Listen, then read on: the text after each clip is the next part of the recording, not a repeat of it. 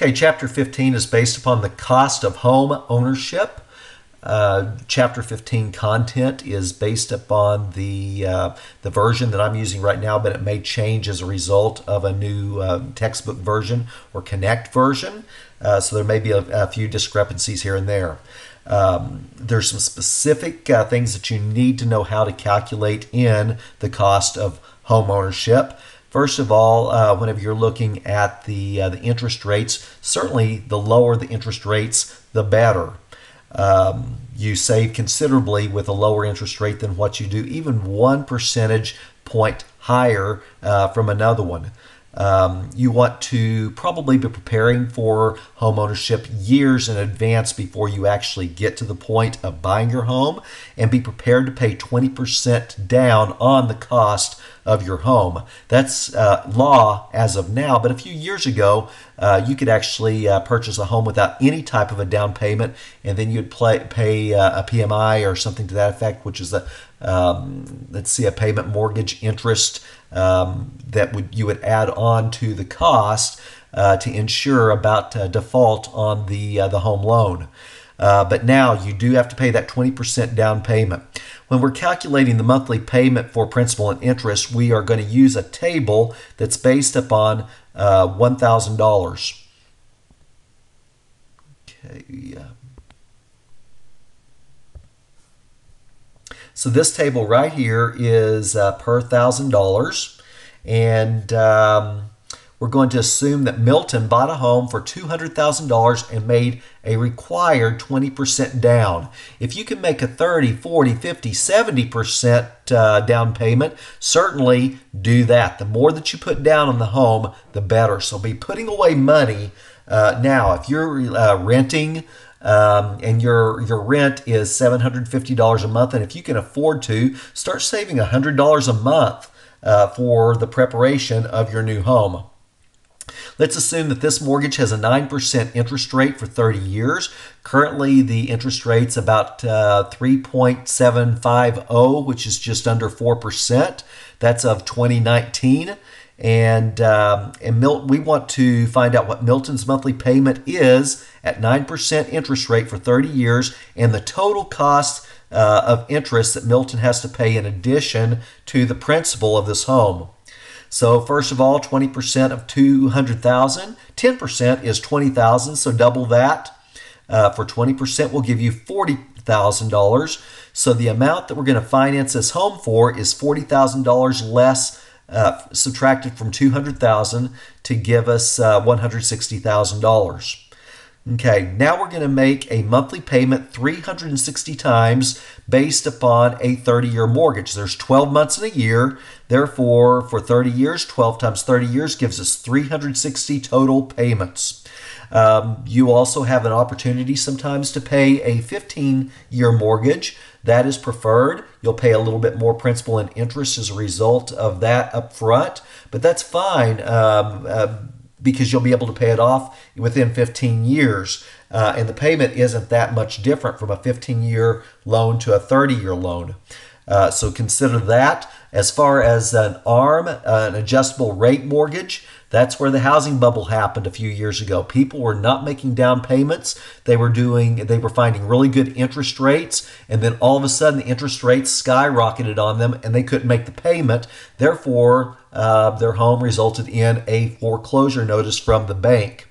The banks will typically sell the loans that you have with them from one bank or one financial institution to another financial institution. That goes back to the discounting process. A bank may have a lot of loans out there. They've loaned you the money to purchase a home, and they have so much of that out there that they still have to pay their own debts, and they may find it necessary to have some instant cash, so they have to sell your loan to another financial institution. That happens all the time. It doesn't change your rate any, but it affects the bank. All you do is just make your same payment to another financial institution. Okay, the first thing we're going to do in this particular loan, where we have $160,000, we're going to divide it by $1,000 because the chart is based on $1,000, and that will give me a table factor of 160. I'm going to multiply that times 8.05. Well, how did I get 8.05? I am so sorry that this chart does not reflect that, but this home is a 9%, and 9% would have been right here, and for 30 years, and 30 years is right here. So I would have taken the factor that's right here, right under the 9% area, and that factor is 8.05. So sorry that I did not use the values that are represented in this chart, but know that you'll find the corresponding factor of 9% in 30 years on this amortization chart that's based upon $1,000. Okay, that'll give me a factor of 8.05. Take that times the 160, and my monthly payment is $1,288. Okay, now, how much is interest going to cost me? Okay, first of all, we're going to take that $1,288 and multiply it times the total number of payments we'll make for a 30-year mortgage. 30 years times 12 months in a year gives us 360 periods. So this $160,000 home will actually turn into $463,680.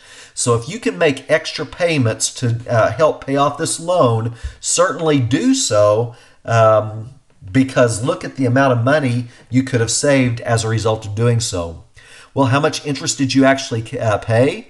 We'll subtract that from the amount of the mortgage of $160,000. The total cost of interest for you is $303,680. What could you have done with $303,680 over that 30-year period? I'm guessing you could have done something. A lot of people make the mistake of thinking, well, I can deduct my interest off of my income tax. But and that it's true that you can, but currently, as of 2019, the personal exemption is $12,000. So you've got to be making, you've got to have more interest than $12,000 for it to start making any type of a reduction for your adjusted gross income on your taxes. And it's certainly also based upon your tax rate as well. So yes, you can deduct it from your taxes, but not the full amount, and it's anything above $12,000. So certainly, paying off your home loan early is one of the greatest benefits, and also the biggest ways to increase your wealth over a period of time. How do you amortize this? Well, we have a schedule over here on the next page. And this is, remember, our monthly payment is $1,288 from our previous page. The cost of our home is $160,000. We're going to use a simple interest formula. Interest is equal to the principal times the rate times the time. So it's $160,000 times 9%, or 0.09 when you move the decimal point 2 places to the left, times 1 month over 12 months will give you interest of $1,200. Okay, now we'll find out how much principal will be applied to the equity of this home by subtracting our interest of $1,200 from the monthly payment of $1,288, and that means that we have an $88 that's being applied to principal for this particular month. Okay, so this particular month you own probably one doorknob on your house. We're going to reduce the principal by subtracting $88 from the beginning balance of $160,000, and that will give us a balance of the principal at the end of the first month of $159,912. Okay, then we're going to move that all the way over here to month 2, which is right there. And then we're going to take that $159,912 times 9% times 1 divided by 12. And the interest for this month is slightly less than $1,200. It's only $1,199.34. We'll subtract that from the monthly payment of $1,288. And so this time we have a monthly our principal, the amount of money that goes to principal is $88.66. Subtract $88.66 from the beginning balance of $159,912, and your ending balance at the end of month 2 is now $159,823.34. We continue to repeat this process. I went for 7 months in this amortization schedule, worked it all the way down by using the same method, using the simple interest formula, and you'll notice that the amount of equity in your home slowly increases. By the time you get to the 15th year, it will probably start to match and even out the principal, the amount that goes to principal and the amount that goes to interest. So in month 1, we had $88. Month 2, we have $88.66. Month 3, we have $89.32. So keep adding that up, and that tells you the amount of equity that you have in your home. So therefore, it increases over a period of time. Now notice your interest, on the other hand. Notice that your interest starts at $1,200 and goes down slightly to the 7th month. Instead of being $1,200, now it's reduced to $1,195.97. Just $5 difference. So you pay most of your interest up front, and then as time progresses, you pay less and less interest. Therefore, the amount of a deduction that you're getting on your income taxes will be decreasing from one year to the next year. It'll take a while to do that, but still over a period of time it will decrease and then will not be quite as beneficial many years into this particular process. But hopefully what all of this shows you is the total cost of the home. After making 360 payments, which is a 30-year loan, the homeowner will have paid $463,380. Remember, this home should have cost only $160,000. The total cost of the home is derived by adding the cost of the mortgage to the total amount of interest the homeowner will pay. Depending upon economic circumstances, the homeowner will pay fewer dollars by executing a 15-year loan instead of a 30-year loan. Additionally, this homeowner will reduce the overall cost by applying extra money each month that will go to reduce the principal. Years of interest will be removed by doing this particular process. Many lending institutions will require a reduction of principal intent in writing. So in other words, if you're going to make an extra payment at the end of each month, then make sure that the bank has in writing that you want that extra payment going to reduce the principal. Very important that you make that particular statement. Otherwise, they'll apply it just to a reduction in the next month that you owe. If you make the equivalent of one monthly payment at the end of the year, you can potentially reduce the number of years that you'll pay on this loan. If it's a 30-year loan, you may knock 10 years off of it.